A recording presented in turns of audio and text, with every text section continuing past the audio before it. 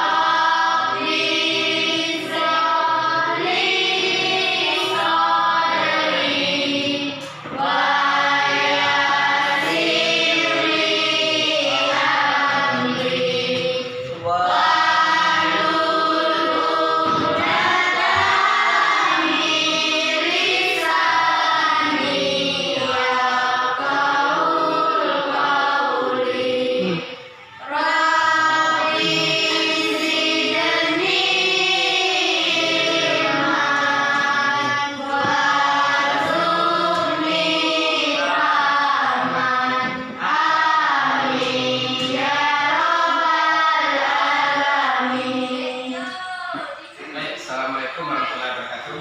Waalaikumsalam warahmatullahi wabarakatuh. Baik anak, hari ini kita masuk pelajaran PAI, Pendidikan Agama Islam, materi tentang bersuci ya, bersuci dari hadas dan najis. Sebelum kita masuk materi, Bapak akan panggil dulu nama-nama siswa yang hadir. Yang pertama Tessa, Hadir. Lia, Hadir. Naila, Hadir. Diki, Hadir. Sutra, Hadir. Putri, Hadir. Nadik, Hadir. Sarah, Hadir. Aji. Hadir. Baik ya, hadir semua. Jadi sebelum kita masuk ke materi tentang bersuci, tentu kalian pernah dengar waktu masih di SD dulu, pernah belajar tentang yang namanya bersuci. Karena bersuci itu berarti adalah harus bersih, ya. Bersih dari apa? Bersih dari hadas dan najis. Pengertian bersuci. Jadi kita ini dalam Islam dianjurkan bersih, bahkan bersuci itu termasuk adalah sebagian daripada iman. Ya, karena sebagian daripada iman. Karena kalau badan kita, pakaian kita tidak bersih, maka tidak sah kita melaksanakan ibadah seperti sholat. Jadi kita kembali lagi materi kita yaitu bersuci. Jadi bersuci seperti jelas kata ini taharah artinya bersuci, bersuci dari hadas dan najis. Sekarang kita bahas satu-satu. Pertama yaitu tentang hadas. Hadas itu ada dua macam. Hadas itu. Jadi ada hadas kecil, ada hadas besar. Hadas kecil, apa contohnya yang tahu? Kamera kecil. Yang lain? Besar. Besar, kecil. Yang lain? Nah, belum tepat ya, belum tepat. Yang nama hadas kecil itu yang pertama yaitu bersentuhan kulit laki-laki dan perempuan yang bukan mahram, yang bukan ada pertalian darah yang beradik kandung misalnya, atau ya sejenisnya seperti itu dengan orang tua kita ya. Berarti kalau kita bersentuhan kulit laki-laki dan perempuan di maut atau di beradik kandung kita yang tunggal ayah tunggal ibu, maka tidak termasuk hadas kecil, artinya tidak batal wudhu kita. Tapi kalau daripada selain itu, maka batal wudhu kita, berarti kita masuk dalam hadas kecil. Yang kedua adalah tertidur. Nah, tertidur ini seperti apa? Kalau kita sudah ngambil air wudhu, misalnya tahu-tahu setelah ambil wudhu sambil nunggu kalau waktu sholat belum masuk, kita tertidur. Nah, tertidur kadang-kadang tertidur ada juga yang sampai pulas. Tidak terasa lagi apa yang ada di sekitar kita, maka berarti sudah termasuk tertidur. Artinya kita sudah harus ngambil wudhu lagi kalau kita mau sholat. Yang ketiga, buang angin. Nah, buang angin dari bawah bukan dari atas ya. Kalau di atas tidak batal, misalnya gitu. Tidak batal. Kalau buang anginnya dari bawah maka batal wudhu kita. Berarti kalau kita yang terkena yang 3 macam ini, maka berarti kita dalam keadaan hadas kecil. Bagaimana cara mensucikannya? Yaitu dengan berwudu. Ada yang tahu cara berwudu? Apa rukun wudu? Ada tahu? Sebutkan. Yang pertama nih. Apa niatnya?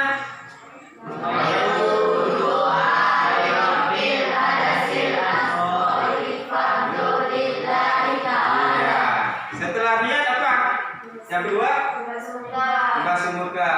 Yang ketiga? Tangan sampai siku. Yang ketiga? Keempat? Menyapu kepala. Yang kelima? Makruh ini tidak termasuk sunnah ya. Tidak termasuk dalam rukun ya. Tapi yang terakhir adalah membasuh kaki sampai mata kaki. Setelah itu baru doa. Apa semua doanya? Apa? Coba sama-sama 1, 2, 3.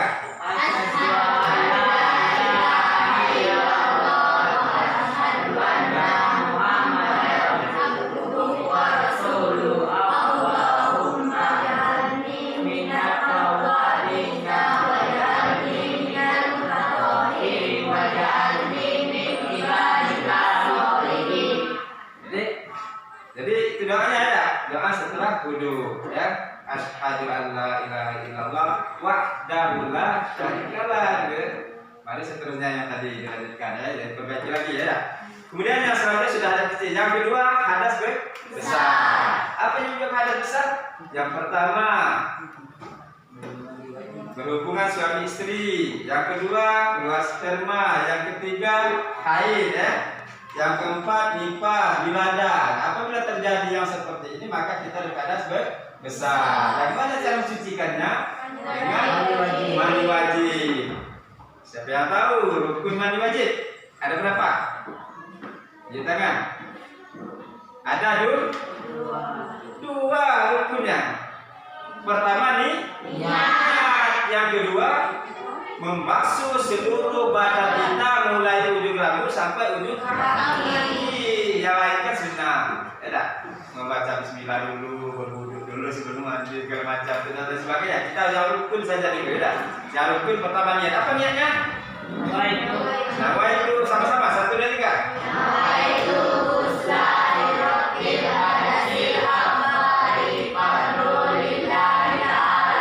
Sengaja aku mandi wajib untuk menghilangkan hadas besar karena Allah langsung mandi. Kalau di kamar mandi langsung disiram seluruh badan kita. Sunnahnya dahulu yang kanan daripada yang kiri. Udah dibersihkan kelas semua, dibersihkan semua ya. Lubang-lubang segala macam disabuni, disikat segala macam ada sampai bersih. Kalau di sungai setelah niat langsung terjun saja ke sungai, ya.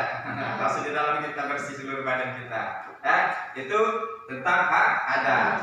Sekarang kita sudah bisa paham ya. Hadas kecil, hadas besar. Sekarang najis. Nah, najis ini ada 3. Yang pertama najis mukhafafa, artinya najis kecil atau najis ringan. Apa contohnya najis ringan ini? Air kencing bayi laki-laki belum makan apa-apa kecuali ASI. Ya, yang umurnya di bawah umur 2 tahun. Kalau seandainya ada benda kita, misal kalian ada adik kecil yang umurnya yang tadi Pak sebutkan di bawah 2 tahun belum makan apa kecuali ASI, kemudian kencing ke pakaian kalian, pakaian itu mau buat sholat. Bagaimana cara supaya suci? Cukup dipercikkan saja atau dibersihkan saja ke air yang mengalir. Yang penting kena air, sudah bisa dibawa sholat. Tidak perlu nak disabun, disikat, tidak perlu. Cukup dipercikkan saja sudah bersih. Asal bayi tersebut, adik tersebut di bawah umurnya 2 tahun belum makan apa-apa kecuali ASI. Tapi zaman sekarang susah karena sekarang ini sudah banyak bayi itu yang sudah makan promina, ada susu Indomie segala macam ada pemakan tambahan, berarti tidak termasuk ke dalam hadas kecil dan najis sedang, ada najis mau apa tadi. Nah, jadi cukup bersihkan air sampai cuci kena. Yang kedua adalah najis sedang atau disebut dengan najis mutawasita ya. Jadi najis sedang. Contohnya apa? Seluruh kotoran. Baik kotoran yang berasal dari manusia maupun hewan, kecuali babi dan anjing. Dua pengecualian. Seandainya kita terkena najis barang kita atau benda kita atau pakaian kita atau badan kita terkena najis seluruh yang kotoran tadi, maka cara mensucikannya yaitu dengan mencuci benda sampai bersih, sampai hilang bau, rasa dan warna.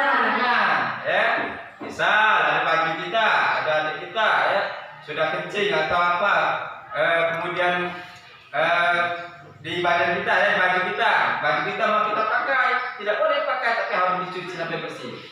Nah, ya, cuci kalau bawa air bersalin, cuci bersih sampai hilang tadi yang pertama bau. Kalau sudah kita cuci, kita bawa masih bau angin, masih bau busuk, berarti belum bersih. Sudah itu rasa, kalau rasanya masih rasa pahit-pahit, berarti belum bersih. Ya. Kemudian warna, kalau warnanya masih pening-pening, berarti belum bersih. Tapi tidak pernah dirasai ya, yang penting perkiraan saja. Jangan nanti setelah cuci dirasainya. Nah, tidak perlu ya. Yang penting diperkirakan berarti sudah bersih. Nah, itu cara mensucikannya. Yang ketiga najis mughallazah. Najis mughallazah apa? Najis berat. Najis berat. Contohnya air liur, pokoknya yang berasal dari anjing dengan babi. Maka apabila benda terkena dua binatang itu harus dibersihkan sampai 7 kali. Salah satunya dengan tanah yang suci. Contoh, misalnya ada piring kalian bisa ada nasi, tahu dimakan anjing nasi tadi, bukan piringnya ya nasi tadi, dalam piring itu makan anjing, habis nasi dan piring tadi. Kemudian piring tadi mau diambil, ketika mau digunakan harus dicuci dulu, bukan dicuci seperti biasa kami cuci piring, tapi dicuci sampai 7 kali. Itu minimal. Kita ini lagi siram dulu, kemudian kita cuci pakai sabun atau pakai sunlight, atau pakai rinso, deterjen, terserah. Kemudian kita bersihkan, kita siram lagi, cuci lagi, siram lagi, cuci lagi, siram lagi 3 kali, cuci lagi, siram lagi 4 kali. Apa yang keempat dan yang kelima, kita ambil tanah yang suci, jangan tanah yang ada tai cacing. Ya, berarti tidak suci, tanah yang bersih. Kemudian kita gosok dengan tanah, siram lagi 5 kali ya, tambah lagi, ambil lagi sabun tadi, kita cuci lagi, siram lagi, terakhir yang ke-7 kali cuci, siram lagi, baru bisa bersih, baru bisa digunakan untuk keperluan kita sehari-hari. Nah, itu tentang najis dan hadas. Sampai di sini ada yang bertanya, bisa dipahami ya? Bisa dipahami semua. Nah, pada intinya kita Islam menganjurkan untuk hidup bersih, karena dengan hidup bersih kita yang pertama tentu kita akan sehat, apalagi musim corona. Jadi harus cuci tangan. Dan Islam sudah sebelum corona datang sudah cuci tangan, pakai masker sebelum corona datang. Dari dulu kita sudah berjilbab, pakai cadar, sudah dari dulu Islam mengajarkan untuk hidup bersih. Ya, jadi tidak sembarangan, tidak berkerumun, tidak bersalaman. Dan Islam seperti itu. sudah dari dulu kita sudah diajarkan untuk hidup bersih.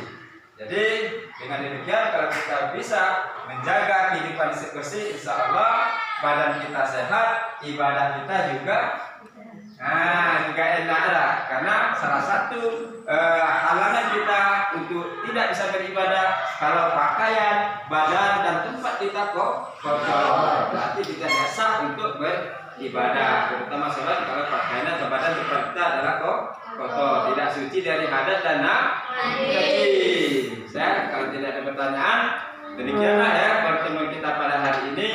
Jadi nanti Pak beri soal PR untuk kerjakan di rumah. Nanti silakan dicari pengertian tentang materi kita tadi. Pertanyaan Pak buat nanti silakan dicari di rumah, silakan dicari di buku atau di internet. Kemudian besok ketika pelajaran PAI pendidikan sila nanti ketemu dengan Pak, silakan dikumpulkan ya. Demikianlah, ini kalau tidak ada pertanyaan, Pak akhiri. Wassalamualaikum warahmatullahi wabarakatuh.